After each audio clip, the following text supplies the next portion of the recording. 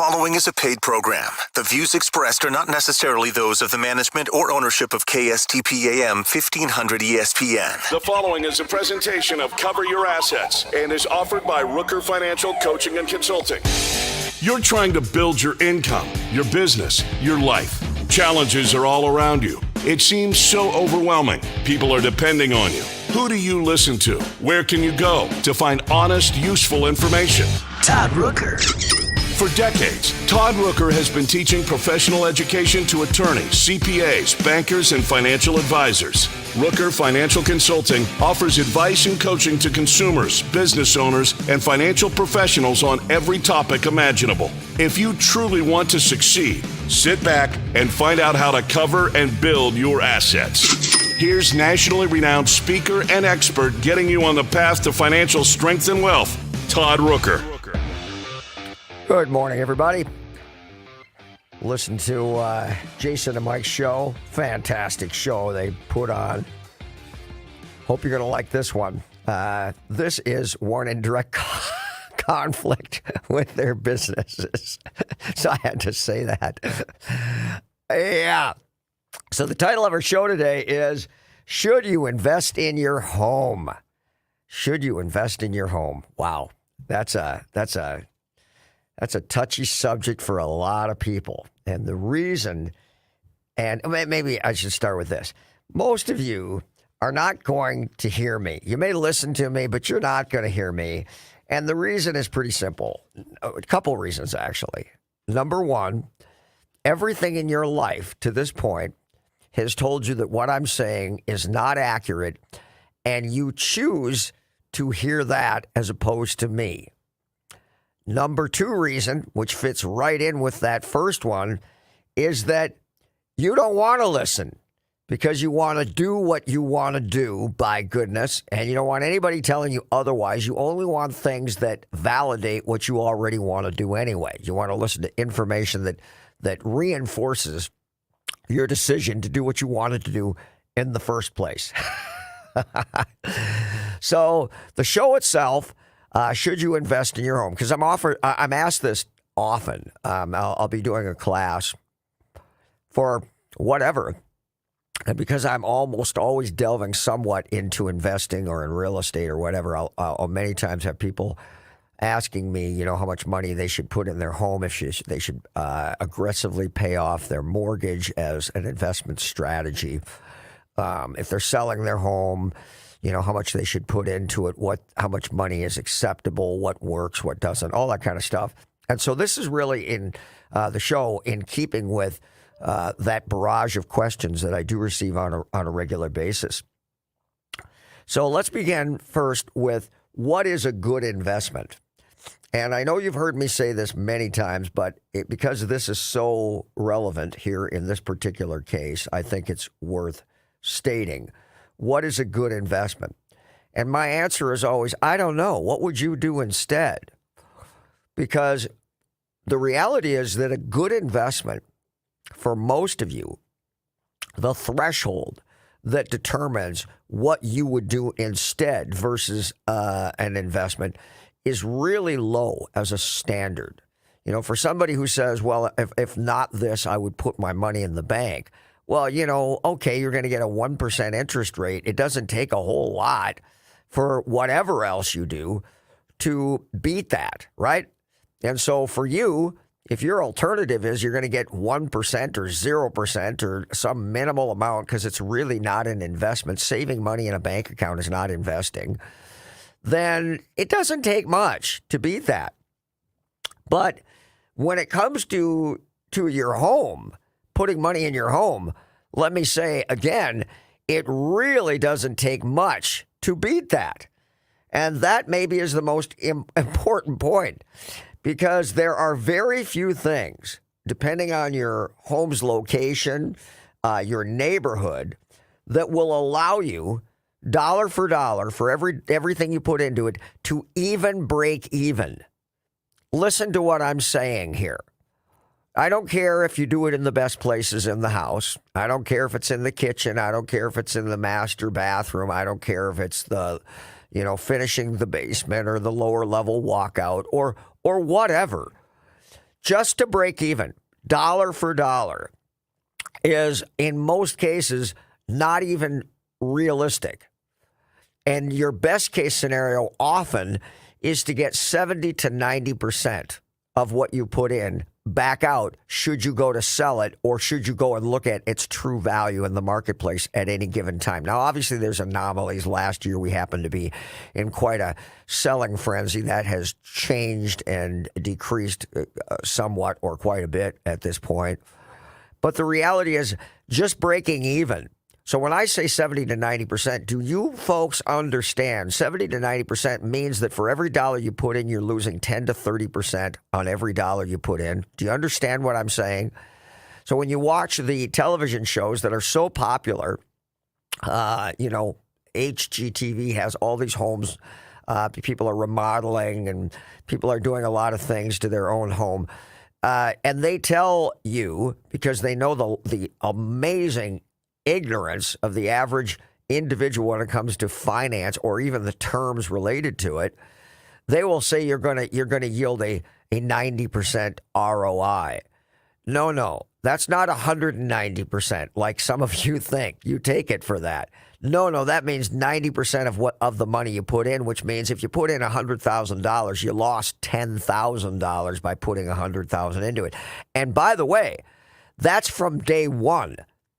Because let's not forget that the moment that you do this, the day after, that brand new stuff that you put the money into has now become dated the next day, and it's now decreasing in its value to that home. So, I mean, if you want to ask me, is investing in my home a good investment, I don't really even need to say compared to what, because you're not investing at all. You're throwing money in a black hole. That's what you're doing. But I am painfully aware that for most of you, that's not going to change anything, because a lot of people are going to switch the channel right now and stop listening to me because they do not want to hear what I have to say, because they've got designs on remodeling the kitchen or the master bathroom or finishing the lower level or building a 4-season porch or whatever, and they have convinced themselves to validate what they really want, that this is a good investment, because every real estate agent on the planet will tell you, yeah, that's a good investment to invest in your home. And look, folks, I'm not beating up on the real estate agents. But my analogy that I use frequently, which is ask a life insurance agent if you need life insurance, and what do you think you're going to get as an answer? When you talk to a real estate agent and say, should I invest in my home? What do you think they're going to say? When they tell you that houses that you live in appreciate, you understand that houses you live in do not appreciate. They simply go up in value relative to inflation if inflation is increasing the price of homes. But you didn't make any money on that home. Look, if I've got $100 and the cost of everything else goes up and my $100 is now worth less in buying groceries at the grocery store, I didn't make money. The fact that it now takes $110 to buy the same bag of groceries I had before, hey, it's the same bag of groceries. It's the same gallon of milk. It's the same loaf of bread. That's what's going on to your house. So this idea that you're making money because over time your house doubles in value is like the stupidest thing I've ever heard. But this is how ignorant people are financially, and frankly, you might be in that bucket. That's why I make these jokes about you speak 401k. What does that mean? Am I saying that you do or don't have a 401k? No, it has nothing to do with that.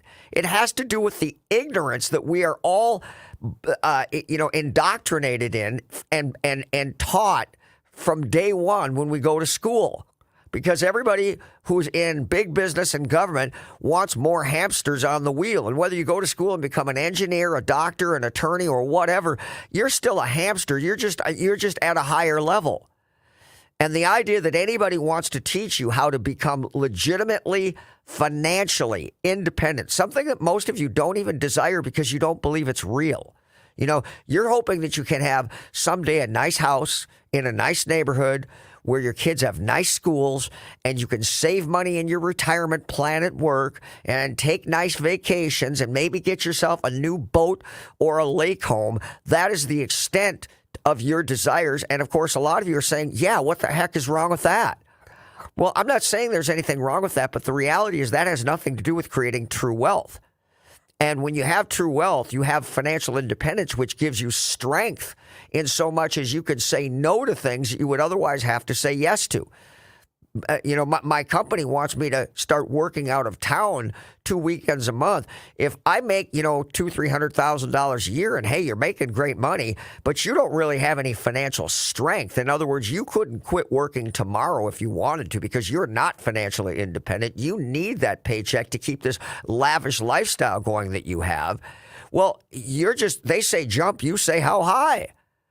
If you're financially independent, you say, no, that's not going to work for me because I could quit working tomorrow if I wanted to, so I'll just find something else. What employer on the planet do you think wants you to be able to be in a position to say that? Hence why nobody is ever going to be taught how to create financial independence, and hence why you're always taught to do these stupid things that rob you from creating this financial independence. And this is exactly what I'm talking about when I describe should I invest in my home. That's it. And nobody else is going to want to tell you that because most everybody is punching their meal ticket based on the transactions that you do. So get that through your thick skull. So I'm telling you things that most likely you don't want to hear. Too bad. This is what it is. So, when you think about should I invest in my home, just straight up as an answer, no, you shouldn't. So for any of you who are buying a home with the intent that you're going to invest in it to make it your own. All right, let's just think about that. Invest in it to make it your own. Not make it for the next person who wants to buy it, to make it your own. Well, as a dramatic example of this, you ever met people who have built a house for themselves and they do all this weird crap? They put weird windows in. They put a door where nobody in their right mind would put a door. And they like weird colors and they like weird flooring and they got all this weird crap. And they say to you, well, they don't care because this is their home and they're never going to sell it. Yeah, right. Sure. Someday you're going to die, dum-dum, and maybe you're going to downsize, and maybe you're going to have more kids, or maybe all the things that are going to happen that you're not thinking about right now. And then you go to buy that house that you made it your own, and guess what? Everybody else wants to tear it down to the studs and start all over again to make it their own. Please explain to me how that's a good investment. Please tell me how that's a good investment. And this is what people do routinely. So know that when you buy a home in a neighborhood, a subdivision, part of town, whatever, it is very much in terms of how much of what you invest you're going to lose. Notice I didn't say how much you're going to make. And sure, there are instances where you may make a little bit. And remodelers make a business out of that. But remember, it's a totally different thing than you investing in the home you live in. And so, wait, I gotta stop at that. Remember, when I talk on this show about the fact that an investment property and the home you live in are 180 degrees difference, I don't think most of you really understand that. You think the home you live in terms of an investment property, you believe that the home you live in is simply a variation on that theme, and they're pretty much the same thing. They're not even remotely related. They're not the same thing at all. When I own an investment property, I put 20% down, 25% down, and I am going to do the numbers before I ever put that money in. And if I don't believe that the market rents are going to pay every single expense, and in addition to every expense, which is the property taxes, the insurance, the maintenance on the property, I'm going to have money, extra money above that to build an escrow account for vacancies, which I will invariably have. I'm going to need to have money above those things to be able to hire a management company because I'm never going to manage my own investment properties. And I'm going to have money so when things go wrong, I have money for maintenance, and I still want a cash flow, make more money than that on top of all of those things with the rent that I'm paid by the tenant. And if I can't do that, then it's not a good investment property.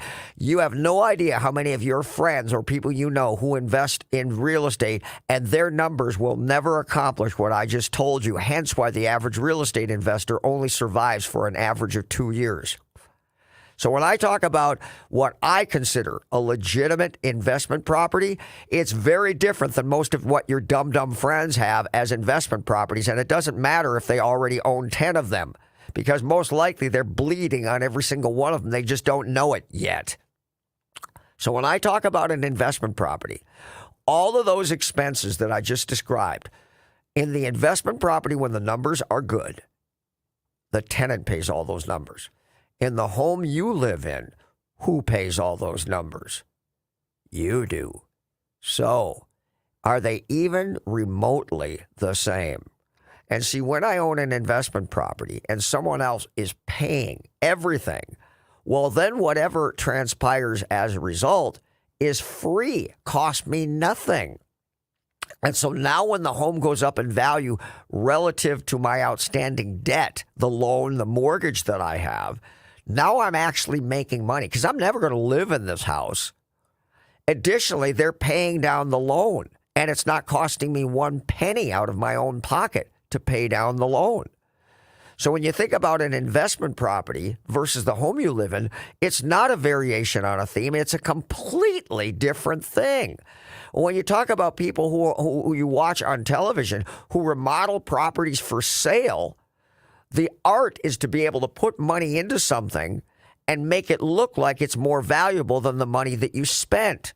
Not just mindlessly throw money into something. Hey, anybody can make your home amazing, and most people do this for what reason? Because they want to show that they can. See, how many of you would deny the fact that many times some of the things that you do are simply to show others around you that you can afford to do it? Right? You can afford to do this thing, and you're proving it to everyone to demonstrate how well you're doing relative to the crowd. Come on, man. Is that what you do with your house? Yeah, about 99% of the time. Okay? So, you know, my joke, people don't buy a lake home because they want a lake home. They buy a lake home because they want to tell other people they have a lake home. Huh? Come on. And yeah, maybe you enjoy the lake home. Okay, no, I don't do that because I love the lake home. I enjoy it. Yeah. But don't tell me there isn't a part of you that's about the other thing I just mentioned, because I know. And if you say no, you're just lying. And so much of what you do in your home is like that. So the idea that it's an investment, no, it's not. So when you put money into the home, imagine that you buy a home and you say, well, the lower level isn't finished and we're going to finish it. Well, the kitchen isn't exactly what we want it, and we like the home, and we like the location, but we're going to, in a year or two, we're going to tear the kitchen apart, and we're going to completely redo it. We're going to spend $50,000, $100,000, $150,000, whatever it is, to remodel the stuff. You need to know that is a horrible idea. And just to be clear, as we sit here speaking to stay married and appease my wife, our entire kitchen and lower level is being redone because my wife speaks 401k. All the people I make fun of, yeah, my wife is one of those people. So I have to appease her. But, you know, hey, I'm 60 years old, so it's been a while. But the reality is that your neighborhood and where you live has much to do with whether the money that you're putting in is going to be a colossal loss or a lesser loss, or maybe you make a little bit of money. And so here's what I mean by that. Remember that in every neighborhood, in every subdivision, when I talk about real estate investing, I often say you have to know not just the market that you want to invest in, that you want to buy in, but also the submarket, which is to say more defined, smaller, more incremental. And so if I want to live in St. Louis Park, or I want to buy an investment property in St. Louis Park, I don't just want to live in St. Louis Park. I want a particular neighborhood or subdivision that I want to buy. Well, when you look at that, there's very specific things you need to understand and you need to look at. So let's take a break and we'll come back and talk about those things and also maybe even how you might be able to financially benefit from understanding just this one thing. We'll be right back. Does your sump pump run constantly? Do you want to ensure that you never have a damp, musty-smelling basement? These issues are caused by water coming off your roof, draining into your basement. Gutters can resolve these problems. William Foss is the owner of Seamless Solutions. He is honest and trustworthy. He is simply the best. If you need gutters or leaf covers, he is the guy to call. You can call him at 612-834-0664 or go to his website, seamlesssolutionsmn.com. Are you looking for a bank that supports entrepreneurs like you? If you're searching for a bank to grow with you and your business, I would like to welcome you to our Village Bank. Hi, I'm Alicia Webb, President and Vice Chair of Village Bank. I'm honored to lead Village Bank, an entrepreneur's bank that was built by an entrepreneur and for entrepreneurs. Starting a business and then maintaining it requires mindset. It's important for business owners to realize that financial statements aren't just for their bankers and accountants. Knowing your numbers will help build the foundation for you and a healthy and successful business. You don't have to be a financial expert nor a banker, but you do need to understand a few key financial documents and metrics to make your business successful. Follow us on Facebook and LinkedIn or visit us at villagebankonline.com. It takes a village to accomplish your business goals. And be sure to tune in to Cover Your Assets the last Saturday of every month to fill your entrepreneurial cup of ambition and start your Saturday off right with me, Alicia Webb, and our Village Bank. Fix Auto has been the collision repair leader in the Twin Cities for over 40 years. Hi, I'm Matt Feehan, second-generation owner. Our mission at Fix Auto is to provide you with the simplest collision repair experience anywhere. If you're in an accident and you need help, my team is here and ready for you. You can find us on the web at fixautousa.com. That's fixautousa.com. We are Fix Auto, home of the WOW experience. He can lift a bus straight over his head. He can fly around the world in seconds. And he has the power to regenerate entire limbs. Okay, so Jason Walgrave isn't actually a superhero. But once you visit his website to find out what he knows about real estate, you may start to think he's superhuman. That's because at jasonwalgrave.com, you'll find absolutely anything you need to know about real estate in the Twin Cities. Whether you're looking to buy or sell your home, check out jasonwalgrave.com, the #1 place for all your real estate questions. Finding a good banker and CPA are like having a good doctor or mechanic. You cannot fully appreciate the value they represent until you're in a pinch and truly need them. However, that's not the time to go looking for one. Instead, you want to position and strategize well in advance for a favorable outcome. CPA Arliss Cleveland of Arliss Cleveland LTD is the CPA firm you've been looking for. As many of you already know, if you're looking for a great CPA, Arliss Cleveland gets my highest endorsement. Arliss Cleveland LTD has now formed a strategic relationship with Village Bank, conveniently located in the Village Bank building, located at 9298 Central Avenue North, Suite 412, Blaine, Minnesota. You can also find Arliss Cleveland LTD's certified public accountants and consultants by going to accountingoffices.net or by simply calling 763-786-0639. That contact information again, accounting-offices.net or by simply calling 763-786-0639. You're listening to Cover Your Assets with Todd Rooker. Welcome back, folks. So, left the break talking about the high and low side of the neighborhood. Now, I've got to believe most of you are very familiar with this, but I do want to discuss the profound impact of this, especially when it comes to putting money into your home. And I'll tell you that if you are interested in investment property, this becomes even more significant to you because, one, in any neighborhood, you're going to have the nicest, biggest homes in that neighborhood, and you're going to have the lower, smaller, less equipped homes with options and things like that. And that is from that and everything in between, you're going to derive the median income or median price point, rather, forgive me, for that neighborhood, for that subdivision. Well, imagine the median, the average. So if you start with the high, start with the low, and then put your hands in the middle, that's the average. So if the top end of the neighborhood is 300,000 and the bottom end of the neighborhood is 200,000, well, you've got an average median sale price or value of $250,000. So imagine this. If that home that you're interested in is on the high side of that neighborhood, the way that you arrive at value is with comparables that are typically within a 1 mile radius, which really means your neighborhood. Well, the problem with that is that if you're on the high side, the value of your home is diminished and driven down as a result of the median sale value of others in your neighborhood. Likewise, if you buy a home at the lower end of that spectrum, the sale value of that home is driven up by the median sale value. So if I'm going to put money in a home and get the biggest bang for the buck, it stands to reason that it better not be one of the nicest homes in the neighborhood. It should be one of the lesser homes in the neighborhood, in which case I'm going to redeem more of that money because it can easily has the headroom to enjoy the benefit of increasing value. It's very important to understand this. The problem is, of course, most people want to be a big fish in a small pond. You know, they can't compete with Beverly Hills and the multi-million-dollar properties, and they can't compete with the $1 million or the $500,000 or whatever, wherever you are in your life. And so within the neighborhood they live in, they want to have the nicest home in the neighborhood they live in. Well, guess what? In terms of value, resale, investment, those are terrible things.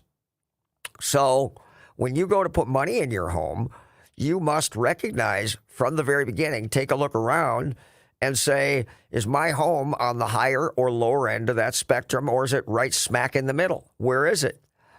And that will determine whether or not you're going to get a reasonable ROI on the money that you put into that property. Very important. I could spend the entire hour just on that alone.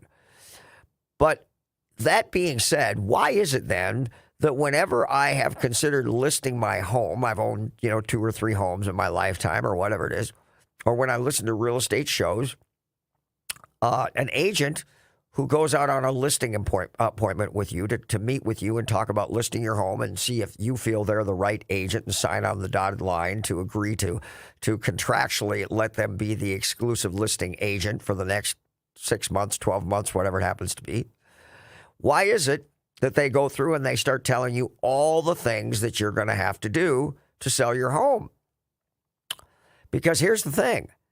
It is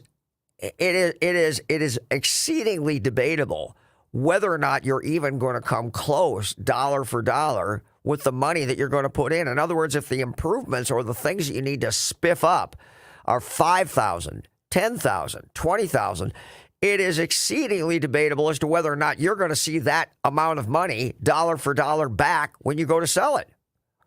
So why are they telling you to do that? Why don't they just let you sell the dump the way it is right now? Huh? Because it's also debatable whether you could sell it at all, much less at the price that you think it's worth. Because you think if it's, okay, look, it's got some problems. Every house does. But, it's still 85% of what it needs to be. And you assume that it would get 85% of top dollar, and you would probably be wrong about that. It won't. It won't. Because homeowners who come in can never see the reaching. In other words, why do they stage a home? Because, look, man, I'm not an idiot. I can go into an empty home, and I should be able to envision what it would look like with all these things. Answer, not true.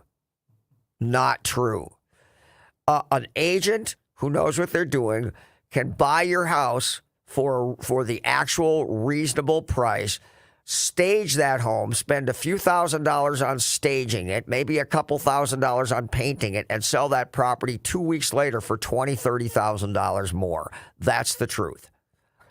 So you have to know, one, that your home that you think is worth X number of dollars, the agent wants the listing. If they come in and tell you that your home is only worth this amount because it's below. It's not the 85% or 90% of the number. You don't like what you hear. And so your answer to that is to find a new real estate agent. Well, that agent makes their living by having you sign on the dotted line on an exclusive listing, right? If they're going to be the seller's agent in this case, that's what's going to happen. So they have to, on some level, tell you what you want to hear to buy that listing from you. That's what I mean by buy the listing. And so, one, they're going to tell you all the things that need to be done because if not, you're not going to get the price that you believe. And two, they're not going to be able to sell the property at all. And remember, they are paid on performance. And if they can't sell that house at all, because whatever offer you're given, they already know you're not going to take it because your mortgage or the amount that you expect to get in equity when you walk away is nowhere near what you're anticipating. They know the house isn't going to sell. So they tell you that number because, one, it makes it easier for them to sell it, and two, it's more appeasing to you. But the idea that if I put $20,000 into the home and I get dollar for dollar $20,000 back out, yeah, let me tell you, that's a tough proposition. Because most of the things that you invest in won't return dollar for dollar. I've used this analogy before. Again, it's very useful. You go on HGTV, and I remember I used to watch a show where they had three different, homeowners who were going to be competing with one another to remodel their kitchen. The home that returns the best ROI for money invested in the home. And these people would compete to do the things that they already wanted to do with some sense of, I wanted to increase its value relative to the amount of money that I put in. Well, most of the time, the people who won out of the three, not the people who lost, were only getting something approaching a 90% ROI, which means that for every dollar they put in, they were losing 10 cents on every dollar. If I showed you a legitimate investment in the stock market with the proposition that you were going to lose 10% the day you spent them or gave me the money to invest, how excited would you be about that investment? And that's the reality, guys. That's the reality. So this notion that your home is a good investment is quite literally the most ridiculous thing I've ever heard. The home that you live in is not really an investment. And remember that a liability costs you money and an asset makes you money. So even if you have your home's mortgage paid off, you still have property taxes, you still have insurance, and you still have all the ongoing maintenance to keep it in good working order. What does that make it? An asset? Makes you money, or a liability costs you money? It's a liability. Now, you say, yeah, but you got to live somewhere. And I agree with that. How can I argue with that? But then the question is, what is that cost, and how much of what you're spending on that home is about the lifestyle that you want, the home that you can show to other people when you have little parties or birthday parties for your kids or dinner or cocktail parties with your friends or your family. How much of that home and its value is about that rather than realistically, is this a good investment? And you understand how quickly you start going in the other direction. And remember this, guys, if you want to create wealth in your life, and so when I say you speak 401k, 90% plus of the population, I already know 90% of the population doesn't even seek to create wealth in their lives because they don't even believe in it. They don't think it's available to them. And so to them, Todd, you don't understand. We're just trying to live and survive. No, I understand just fine. I understand that if you ever want to dig yourself out of that hole, you got to start thinking differently. And at some point, obviously, if you create a level of wealth for yourself, then you can come back and you can do all these things, and they represent a fraction of your overall net worth. But when you're doing them every step along the way, as soon as you have the money, you never create any stability and you never get anywhere. And certainly, you're never going to create any level of financial independence. And this whole idea that you're going to make so much money that you'll have ample money to invest and have the life and lifestyle that you dream of, it's a fallacy. The folks who are the actors, the actresses, the professional athletes, they get paid more money than most of you ever will, and they don't do it. How many of them wind up in bankruptcy because they're pursuing lifestyle to prove to everybody they're big rock in life, right? And if you have those same designs, then that's the deal, So remember that every lifestyle expense that you either accept or desire is in direct conflict with that same amount of money that could be used to grow and compound within an investment to at some point make you financially independent and financially strong. That's the deal. So we're going to talk about how to do it in a neighborhood, at least the lesser of evils, and see if that might interest you. We're going to take another break. We'll be right back.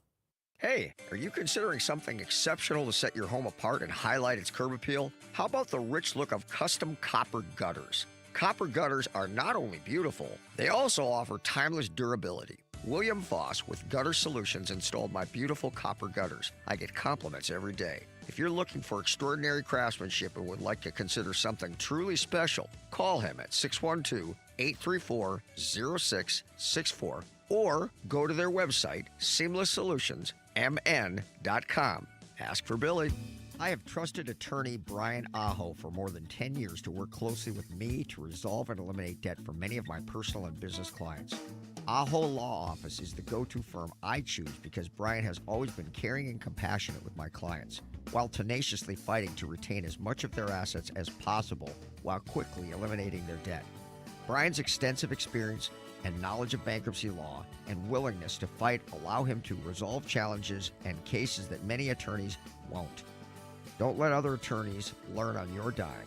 Rely on the experience of Aho Law Office to help you achieve relief from your creditors. Competent, compassionate legal advocates providing the clarity to protect tomorrow. For more information, call Brian and his staff at 612-271-4047 or email Brian directly at brian@aholawoffice.com. Again, that number, 612-271-4047. Hi, I'm Kimberly Nybo with the Kimberly Nybo Insurance Agency, serving the community for over 27 years. People tend to be most concerned with price. That is, of course, until something goes wrong. Then the only thing they care about is their coverage. My experience enables me to uncover every available discount. I could save you up to 40%, while still offering the proper coverage for the people you care about. Call today for a free review at 763-571-6111 or email me at kim@kimnybo.com. Hi, this is Troy Danner of Danner's Cabinet Shop. My family has been building custom cabinets and countertops for homes in Minnesota for over 50 years. We still make the cabinets the way my grandpa did when he founded our company. My team of skilled craftsmen pride themselves on attention to detail and making sure every element of your project goes perfectly. Give me a call at 763-753-4002 or visit us online at dannerscabinets.com. Mike Overson here of Minnesota Home Talk. With today's housing market, buying a house is a competition. To win in a multiple offer situation, you have to work with a local lender who has the reputation of being 100% reliable. Come to the winning team. Get pre-approved for your loan by one of the top lenders in the nation, the Mike Overson Mortgage Team at Luminate Home Loans. We will help you win. Call me at 612-202-8321. That's Mike Overson at 612-202-8321 or go to applywithmike.com. Todd Rooker here to tell you about the most amazing jewelry store, Golden Treasures on 805 Grand Avenue in St. Paul. I've known the owner, Todd Gimble, for almost 20 years now, and at Golden Treasures, not only do you get more for less, it's the experience that you and your special person will feel when you walk in the door. Todd truly puts his heart and soul into creating your experience regardless of how much money you spend. This is Todd's customer for life philosophy. Take it from me, there really is no other jewelry store. You can't go wrong with Golden Treasures in St. Paul. 651-227-2711. That's 651-227-2711. Finding a good banker and CPA are like having a good doctor or mechanic. You cannot fully appreciate the value they represent until you're in a pinch and truly need them. However, that's not the time to go looking for one. Instead, you want to position and strategize well in advance for a favorable outcome. CPA Arliss Cleveland of Arliss Cleveland LTD is the CPA firm you've been looking for. As many of you already know, if you're looking for a great CPA, Arliss Cleveland gets my highest endorsement. Arliss Cleveland LTD has now formed a strategic relationship with Village Bank, conveniently located in the Village Bank building, located at 9298 Central Avenue North, Suite 412, Blaine, Minnesota. You can also find Arliss Cleveland LTD certified public accountants and consultants by going to accountingoffices.net or by simply calling 763-786-0639. That contact information again, accounting-offices.net or by simply calling 763-786-0639. You're listening to Cover Your Assets with Todd Rooker.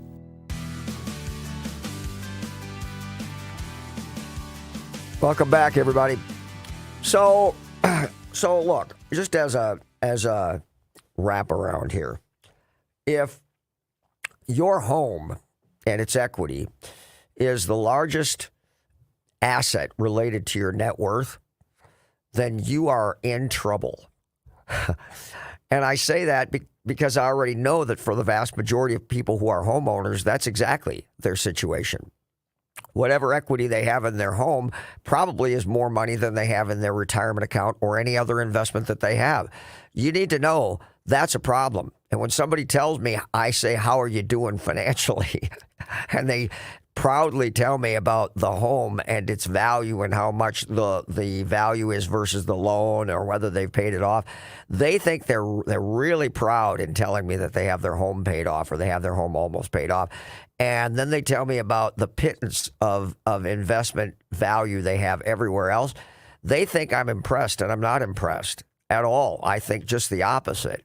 So you may live in a nice home, but if that is your number one asset, or God forbid you call it number one investment, then that is a horrible thing. And all you've done is thrown yourself into the vat of dum-dums that society breeds. That's exactly what's going on.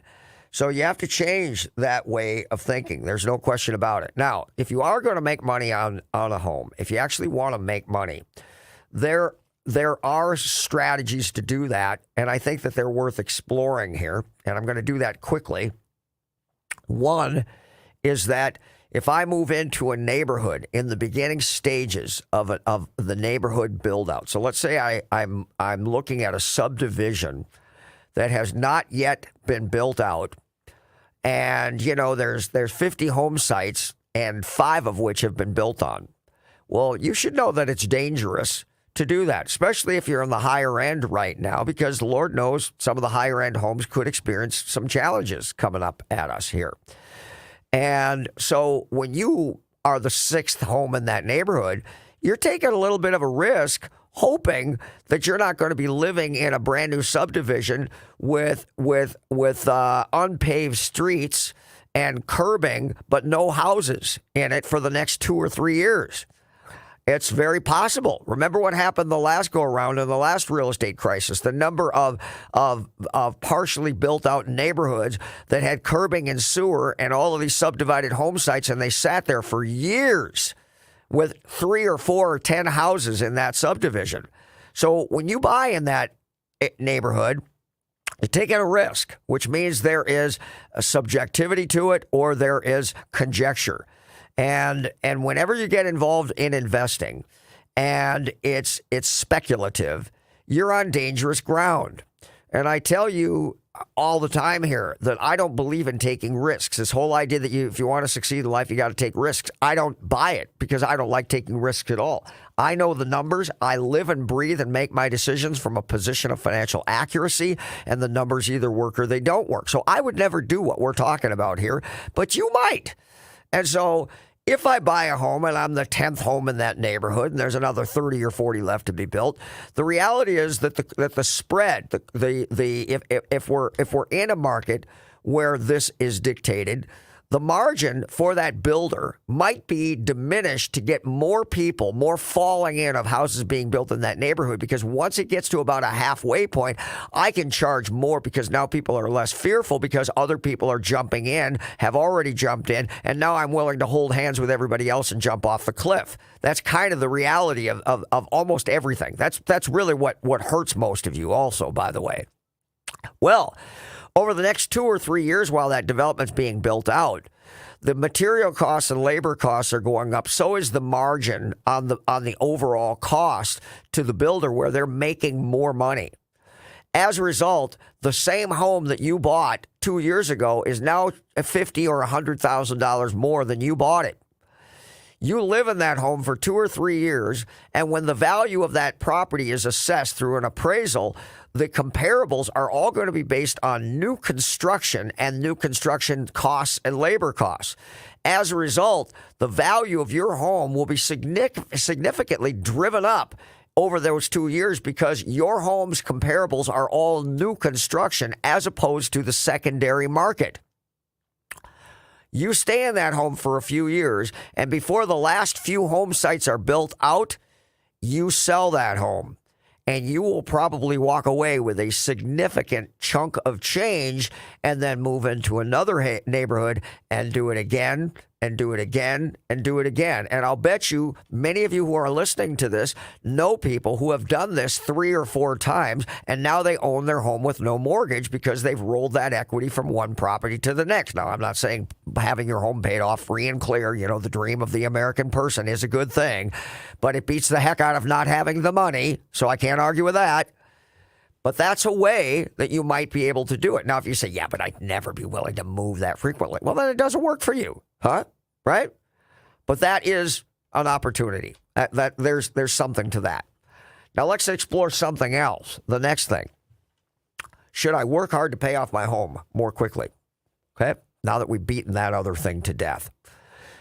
Should I do the Dave Ramsey plan or whatever, instead of making my monthly mortgage payments and adding a little money towards principal each month, I'm going to take my house payment, divide it in 2, and every 2 weeks I'm going to make that 50% of that house payment. And hey, if I do that, I've been told that I'm going to pay off my house 7 years early because I'm actually making more of a payment. I'm making 2 months worth of payments more every single year. Yep, that's true. That's true. So should I do that, Todd? Because everybody I know, all the other dum-dums holding hands, tells me that's the way to go. Because you know what? It's a sure thing. Yeah, okay. Well, that same amount of money, let's just be very clear. If you were to say to me, Todd, if I don't do that, because I'm smart enough to know that my greatest enemy managing money, investing money is me. And that is a thing. Never forget that. Overcoming oneself and the desires that a human being has is, frankly, the most challenging thing in the world. And that's why day-by-day money management is the most challenging thing in the world. You going to say something, Josh? Nope. Nope. Yeah. So that part is true.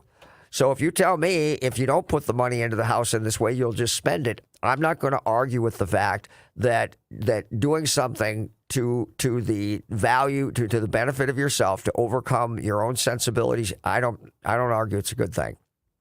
But if you say to me, if I take that same amount of money and put it somewhere else, can I do better? And the answer is abundantly yes. And I don't mean a little bit better. I mean a lot better. And remember something, that a good investment, realistically, 1% more than the alternative is a dramatic benefit, not a little bit. So if you're paying 4% on your mortgage and you can get 5%, 6% in an investment, the difference isn't a little, it's catastrophic over time. And we call that difference, that delta, lost opportunity cost. Let's take a break. We'll be right back talking more about should you invest in your home. Hello, I'd like to talk with you about financial coaching. Traditional financial planners help you make decisions about stocks, bonds, and mutual funds with money you already have. That's great, but who helps you accumulate more money in the first place? Who helps you make day-by-day life decisions? Who isn't trying to sell you something? Like, should I go back to school? Am I wasting money on insurance? How to purchase and finance a car, boat, home, lake cabin, or investment property? How to start, manage, and sell a business? It's about making minor errors that become colossal mistakes and cost you hundreds of thousands of dollars over your lifetime. The problem is that you're so busy pursuing your career that you're forced to make critical financial decisions that have a dramatic long-term effect on your finances without adequate research or information. Rooker Financial Coaching is like having a personal CFO for every decision. Don't waste time lamenting the bad decisions of the past or money that's run through your fingertips. Stop procrastinating. Call Rooker Financial Coaching, 763-559-3800. That's 763-559-3800. Call me today, Todd Rooker, 763-559-3800. That's 763-559-3800. I have trusted attorney Brian Aho for more than 10 years to work closely with me to resolve and eliminate debt for many of my personal and business clients. Aho Law Office is the go-to firm I choose because Brian has always been caring and compassionate with my clients, while tenaciously fighting to retain as much of their assets as possible while quickly eliminating their debt. Brian's extensive experience and knowledge of bankruptcy law and willingness to fight allow him to resolve challenges and cases that many attorneys won't. Don't let other attorneys learn on your dime. Rely on the experience of Aho Law Office to help you achieve relief from your creditors. Competent, compassionate legal advocates providing the clarity to protect tomorrow. For more information, call Brian and his staff at 612-271-4047 or email Brian directly at brian@aholawoffice.com. Again, that number, 612-271-4047. Todd Rooker here to tell you about the most amazing jewelry store, Golden Treasures on 805 Grand Avenue in St. Paul. I've known the owner, Todd Gimble, for almost 20 years now, and at Golden Treasures, not only do you get more for less, it's the experience that you and your special person will feel when you walk in the door. Todd truly puts his heart and soul into creating your experience regardless of how much money you spend. This is Todd's customer for life philosophy. Take it from me, there really is no other jewelry store. You can't go wrong with Golden Treasures in St. Paul. 651-227-2711. That's 651-227-2711. Are you looking for a bank that supports entrepreneurs like you? If you're searching for a bank to grow with you and your business, I would like to welcome you to our Village Bank. Hi, I'm Alicia Webb, President and Vice Chair of Village Bank. I'm honored to lead Village Bank, an entrepreneur's bank that was built by an entrepreneur and for entrepreneurs. Starting a business and then maintaining it requires mindset. It's important for business owners to realize that financial statements aren't just for their bankers and accountants. Knowing your numbers will help build the foundation for you and a healthy and successful business. You don't have to be a financial expert nor a banker, but you do need to understand a few key financial documents and metrics to make your business successful. Follow us on Facebook and LinkedIn or visit us at villagebankonline.com. It takes a village to accomplish your business goals. And be sure to tune in to Cover Your Assets the last Saturday of every month to fill your entrepreneurial cup of ambition and start your Saturday off right with me, Alicia Webb, and our Village Bank. Fix Auto has been the collision repair leader in the Twin Cities for over 40 years. Hi, I'm Matt Feehan, second-generation owner. Our mission at Fix Auto is to provide you with the simplest collision repair experience anywhere. If you're in an accident and you need help, my team is here and ready for you. You can find us on the web at fixautousa.com. That's fixautousa.com. We are Fix Auto, home of the WOW experience. Hi, I'm Kimberly Nybo with the Kimberly Nybo Insurance Agency, serving the community for over 27 years. People tend to be most concerned with price. That is, of course, until something goes wrong. Then the only thing they care about is their coverage. My experience enables me to uncover every available discount. I could save you up to 40%, while still offering the proper coverage for the people you care about. Call today for a free review at 763-571-6111 or email me at kim@kimnybo.com. You're listening to Cover Your Assets with Todd Rooker. Welcome back, everybody. So, that delta, the lost opportunity cost of the money, is what the money would have otherwise done had you invested it in something that we might call a more legitimate investment. And know that when you're investing in the paper market, I teach people regularly, the 4 different types of investing, which typically are, and everything else is a variation on these things, is 1, your paper investments, things that you're all familiar with. Many of you invest in your retirement account, and you do it through stocks, bonds, mutual funds, index funds, ETFs, whatever. There's that. Then there is investing in your own business. Could always argue whether or not the investment in your own business is any better than investing in the stock market and getting a 6 to 8% return, because it's not about the income that you make in a business. It's about the return on investment on top of your income that the business generates for the money invested. And most small business owners couldn't even tell you what that was if their life depended on it. So there's that. Third one is investing in other people's businesses because, hey, maybe their return and the way they manage their business and its operations are more efficient, and that business makes more money for the invested dollar than your own business would, or than the market might, which typically you want to consider something in the range of 6 to 8% with paper investments. So if something's better, then it's better. And the last one is real estate. And real estate investing, when it's done right, is frankly something that often, not always, not for most people because they don't know how to vet it, but should, if it's good, should trump all of those, at least as a somewhat passive investment. It's not completely passive, but you don't buy investment real estate and go to work as the tenant manager or the handyman fixing stuff. If you do that, you don't know what you're doing, and your day job doesn't pay you very much. And for a lot of you, I know the answer to that would be, that's right, that's true. And so, fair enough. Then maybe that's you. But if you make a good amount of money, then you should pay somebody else to hire those to do those things. But the idea of paying off my home early, that money, I call it dead equity. Dead equity, meaning, you tell me you got a $500,000 home or a $300,000 home, and your mortgage is only $100,000, and you're beaming when you tell me that it's worth that much, and you only owe $100,000, and you have yay amount of equity. I look at that money and say that's dead equity, because that's the money that's in the house. That basically the only offshoot is that you're not paying the same amount of interest on the rest of your loan. Well, if that amount is 3%, a 3% investment return is certainly nothing to write home about when I can stick my money in an index fund or a mutual fund and get 5, 6, 7, 8%. And that is equally hands off. So why in the world would you think paying off your mortgage and redeeming 3%, not having to pay on the debt service is a positive thing when you could take that same amount of money and put it somewhere else? Well, why is that people do it then? Because they don't understand anything about money and finance, and they're afraid, and they want to own their home for fear that someone will come and take it away. I understand. So the desire to pay off one's home is not really a financial strategy. It is a security issue. You're scared of if the world goes bad tomorrow, you want to know that you own your home and the Gestapo can't come and kick you out. That's what it's about. There's no question.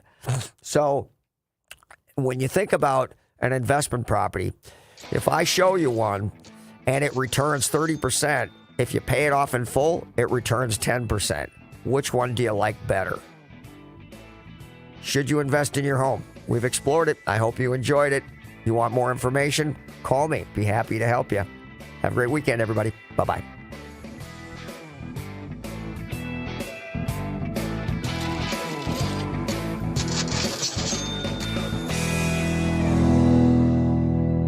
Hello, I'd like to talk with you about financial coaching. Traditional financial planners help you make decisions about stocks, bonds, and mutual funds with money you already have. That's great, but who helps you accumulate more money in the first place? Who helps you make day-by-day life decisions? Who isn't trying to sell you something? Like, should I go back to school? Am I wasting money on insurance? How to purchase and finance a car, boat, home, lake cabin, or investment property? How to start, manage, and sell a business? It's about making minor errors that become colossal mistakes and cost you hundreds of thousands of dollars over your lifetime. The problem is that you're so busy pursuing your career that you're forced to make critical financial decisions that have a dramatic long-term effect on your finances without adequate research or information. Rooker Financial Coaching is like having a personal CFO for every decision. Don't waste time lamenting the bad decisions of the past or money that's run through your fingertips. Stop procrastinating. Call Rooker Financial Coaching, 763-559-3800. That's 763-559-3800. Call me today, Todd Rooker, 763-559-3800. That's 763-559-3800. This has been a paid program. The views expressed were not necessarily those of the management or ownership of KSTP-AM 1500 ESPN. You're listening to 1500 ESPN on KSTP-AM 1500 and 94.5 HD2 Minneapolis, St. Paul.